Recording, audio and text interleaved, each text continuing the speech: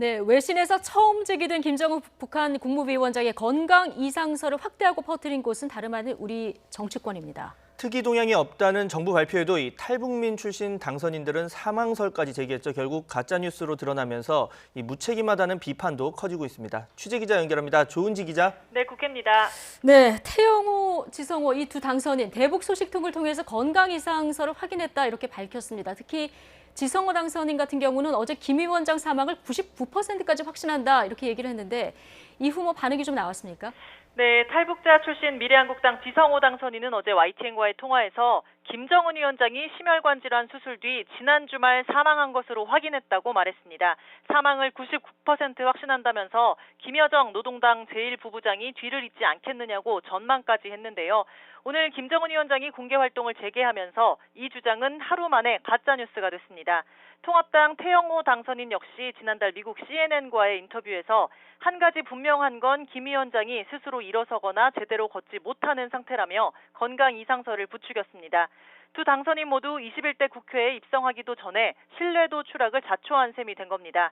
태영호 당선인은 입장문을 내고 결과적으로 분석은 빗나갔지만 김정은 위원장의 건강에 대한 의문이 말끔히 해소된 건 아니라고 주장했습니다.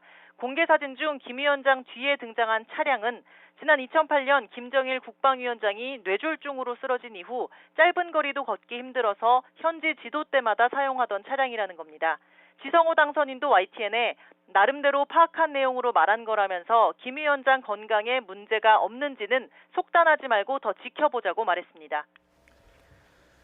네, 두 당선인 곧 이 개별 헌법기관인 국회의원이 되는 만큼 신중한 언행이 필요해 보인다 이런 지적도 나오고 있는데 정부 여당 역시 다소 비판적인 입장을 보이고 있죠. 네, 그동안 정부는 한결같이 북한은 특이 동향이 없다 이렇게 발표했었죠. 청와대 관계자는 청와대와 정부의 기존 분석이 맞다는 걸 보여준다면서 부정확한 정보 때문에 커다란 사회적 혼란이 일었다며 무책임하다고 이들을 지적했습니다. 민주당도 강훈식 수석대변인 논평을 통해 태영호, 지성호 당선인은 탈북자 신분을 이용해 가짜뉴스를 유포한 부적절한 행위를 했다며 따뜻하게 안아준 대한민국 국민에게 허위 정보, 거짓 선전선동으로 담내한 것을 진심으로 사과하라고 촉구했습니다. 특히 두 당선인에 대해 어떤 조치를 취하는지 통합당도 지켜보겠다고 경고했습니다. 앞서 태영호 당선인과 설전을 벌였던 민주당 김병기 의원도 공인과 언론 등이 반성하는 기회가 되길 바란다고 했습니다. 국가정보원 간부 출신으로 국회 정보위원회 소속인 김병기 의원은 YTN과의 통화에서 청와대와 모든 관계장관들이 이번처럼 특이 동향이 없다고 단정적으로 말한 적은 없다면서 이는 완벽한 출처를 다양하게 확보했다는 뜻이라고 설명했습니다.